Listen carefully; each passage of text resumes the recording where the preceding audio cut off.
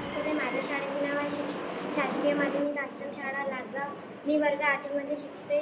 मी तुम्हाला कविता सादर करून दाखवणार आहे. कवितेचे नाव आहे आई.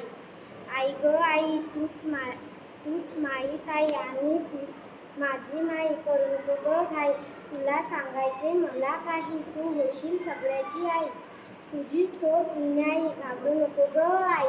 आई ग आई, आजी आली फिरून, गेली बघा तनू. येऊन खाली बसली, धाप फार लागली, लाई झाली, ती चक्कर येऊन पडली. सांगू मी किती म्हटलं आई.